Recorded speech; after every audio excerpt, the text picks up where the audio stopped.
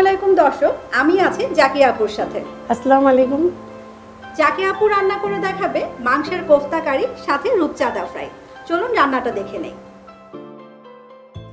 প্রথমে রূপচাঁদা মাছ মেরিনেট করে রাখবার জন্য কাঁচামরিচ বাটা 2 চা চামচ, লেবু রস 3 টেবিল চামচ আর লবণ 1/2 চা চামচ মিশিয়ে রাখবো।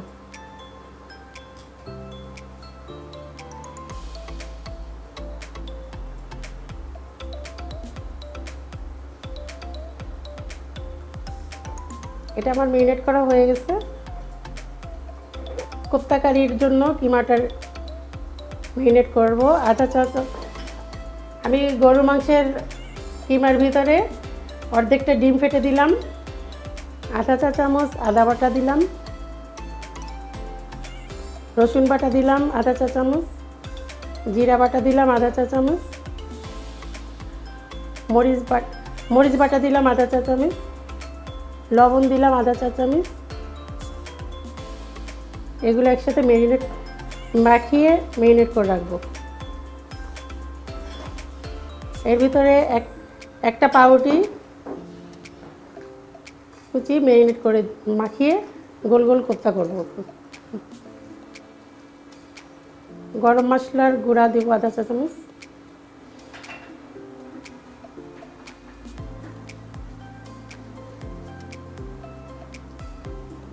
আমি এখন কোফতার আকার করে রাখবো।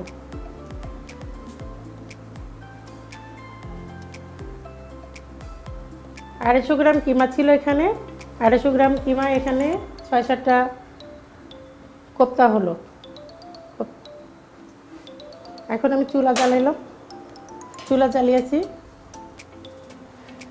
এখন আমি ডুবো তেলে কোফতাগুলো ভাজবো মিডিয়াম আছে।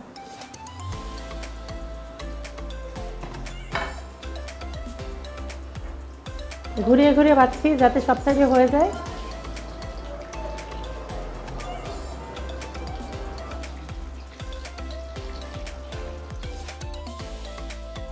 আসসালামু আলাইকুম, আমি কামরুল। এনজয় আমার রান্নাঘর থেকে আসছি আমি। আমার ঘোড়া টিমের ভিডিও বোধহয় আপনারা 2-4জন দেখতে পারেন। যাই হোক, আপু এখন রান্না করতেছে। আমি তাকে একটা প্রশ্ন জিজ্ঞেস করবো, উনি সঠিক উত্তর দিতে পারলে, মানে আমার মন মতো সঠিক উত্তর দিতে পারলে ওনার জন্য একটা পুরস্কার আছে। তো আপনি কি রান্না করতেছেন? এটা গরু মাংসের কোফতা কারি। কোফতা কারি কিমা দিয়ে করতেছেন অবশ্যই? হ্যাঁ, কিমা দিয়ে। আপনি কিমার সাথে কি মিশাইছিলেন? পেঁপে বাটা? না। তাহলে এটা সিদ্ধ হবে? হ্যাঁ, হবে। কেমন করে? এটা ভাজতে ভাজতেই সিদ্ধ হয়ে যাবে। ভাজতে ভাজতে কতক্ষণ ধরে ভাজবেন আপনি? এই তো একটু ব্রাউন কালার হবে। আচ্ছা, আপনি যেটা বললেন আমার খুব পছন্দ হয়েছে, কারণ আমিও কখনো কিমার মধ্যে পেঁপে বাটা দিই না। আর কিমা এত ছোট ছোট করে কাটা হয়, ওটা এমনি সিদ্ধ হয়ে যায়, তাই না জিনিসটা? ওটা তো বড় মাংসের টুকরা না, কিন্তু অনেকে একটু বাহাদুরি দেখানোর জন্য পেঁপেটা দেয়। আমার মাঝে মাঝে দেখাইতে হয়। যাই হোক, আপনার মানে উত্তরটা আমার পছন্দ হয়েছে থেকে এই উপহারটা আপনার জন্য। Thank you. আল্লাহ আপনার ভালো করুন। আমার কিমাটা ভাজা হয়ে গেছে, আমি এখন তেল থেকে তুলে ফেললাম।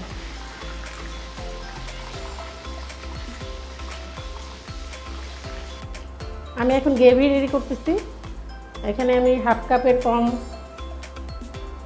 1/4 কাপ তেল নিলাম, পেঁয়াজ কুচি নিলাম 1/2 কাপ,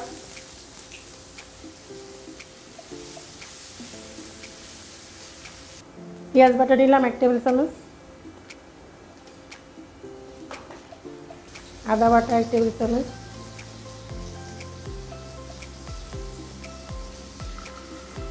রসুন বাটা 1/2 টেবিল চামচ, আদা বাটা, জিরা বাটা 1/2 টেবিল চামচ,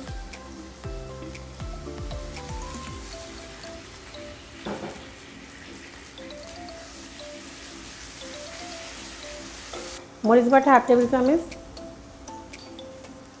লবণ 1/2 চা চামচ,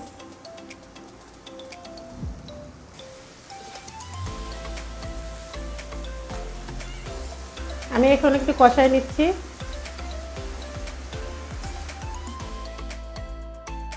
আসসালামু আলাইকুম, আমি পুষ্টিবিদ মোহাম্মদ আলমগীর কবির।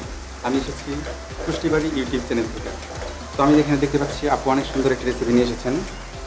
তো আমরা যে রান্নায় আদা ব্যবহার করি, এটার মানে মানুষের স্বাস্থ্যের উপকারিতা সম্বন্ধে আপনার কোনো ধারণা আছে? মানে আমাদের কী কী উপকার করতে পারে? আদা হজমে খুব সাহায্য করে। হ্যাঁ, এটা একটা ভালো উত্তর হয়েছে। তবে আদার মানে মেইন কাজ হচ্ছে আদার প্রচুর অ্যান্টিঅক্সিডেন্ট রয়েছে, যা আমাদের শরীরে যে টক্সিক সাবস্টেন্স আছে সেগুলোকে ধ্বংস করতে সহায়তা করে। আপনি যেটা চেষ্টা করছেন উত্তর দিতে, সেজন্য আপনার জন্য রেসিপি আকর্ষণীয় গিফট। Thank you. রান্না করেন। এক টেবিল চামচ টমেটো সস দিলাম, 2 টেবিল চামচ টক দই দিলাম।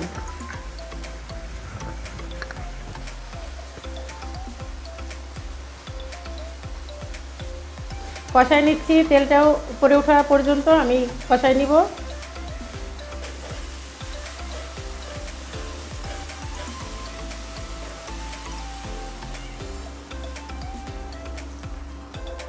তেল উঠে আসার পরে আমি এখন পানি দিয়ে দিলাম, যাতে ভালোভাবে কোপ্তাটা রান্না করা যায়।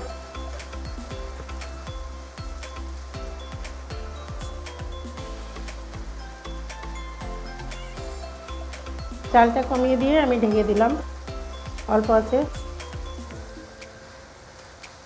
এটা 5 মিনিট দমে থাকবে।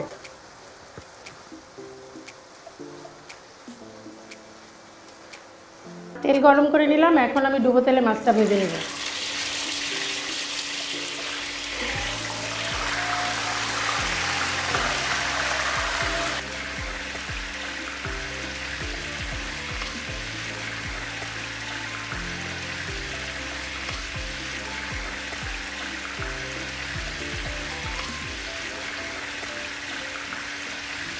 আমি এখন এটাকে কোপ্তাকে নেড়ে দিচ্ছি। মশলাটা ভালোভাবে যাতে গায়ে লেগে যায়। এখন আমি রূপচাঁদা মাছটাকে একটু উল্টিয়ে দিলাম।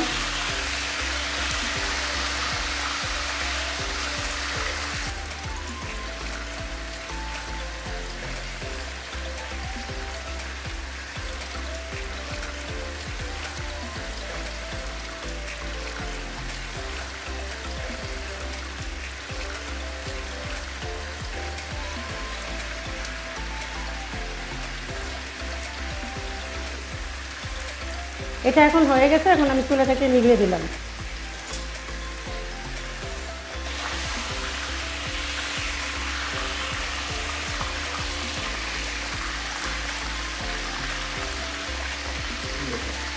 গোল্ডেন হওয়া পর্যন্ত আমি মাছগুলোকে ভাজতে থাকবো। আমার এখন মাছ ভাজা হয়ে গেছে, এখন আমি একটা প্লেটে তুলে রাখবো।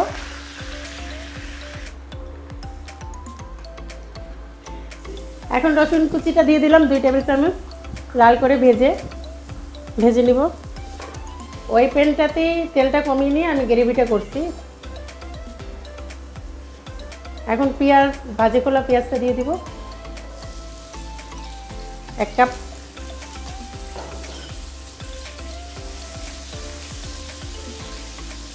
কিপ করে টমেটো কুচি আছে এখানে 1/4 কাপ, আর মটরশুঁটি আছে 1/4 কাপ দিয়ে দিলাম।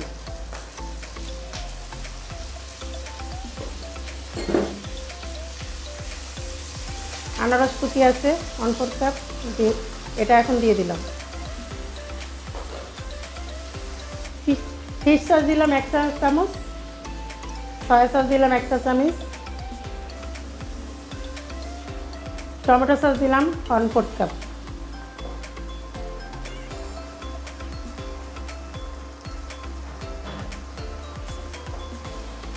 একটু লবণ দেখব। সসের ভিতরে যে লবণ ছিল এতেও হয়ে গেছে, বাড়তি আমি লবণ দিলাম না।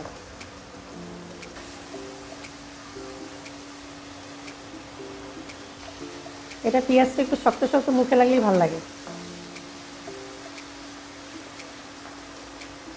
সবজি হয়ে গেছে, এখন আমি চুলাটা নিভিয়ে দিলাম। এখন শুধু মাছের পর ঢালবো। ওটা আপু কমপ্লিট, তোমার সবকিছু জি, হয়ে গেছে আপু। এবার তাহলে আমরা পরিবেশনে চলে যাচ্ছি। তো আপনার রান্না তো শেষ, এখন আপনি বলেন কি কি আইটেম এগুলো আমাকে একটু বুঝান। এখানে গরু মাংসের কোপ্তা কারি, হ্যাঁ, আর রূপচাঁদার পমফ্রেট ফ্রাই। পমফ্রেট ফ্রাই, আচ্ছা এই দুইটা হচ্ছে আপনার মেইন আইটেম, তাই তো? আর এটা তো এমনি ডেকোরেশনের জন্য দেওয়া হয়েছে আর কি। আমি একটু গরুর মাংসটা খেয়ে দেখি, কারণ গরুর মাংসটা আমি জানি উনি কিভাবে রান্না করছে, আমার পছন্দনীয়। গরুর মাংসটা খুবই মজা হয়েছে। গ্রেভিটা আগে খাই। এটা কিন্তু আসলে দেখতে মজা লাগতেছে, তাই না? আরেকটু মশলা ঢুকলে ভালো হতো। কোফতাটাও মনে হচ্ছে ভিতরে আরেকটু সেদ্ধ হতো, এটা আমার ওপিনিয়ন। জানি না সবাই কি বলবে। এখন রুমানা হাবিব আপু খেয়ে দেখো।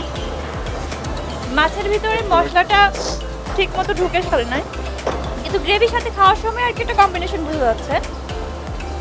কোফতাটা খেয়ে দেখি।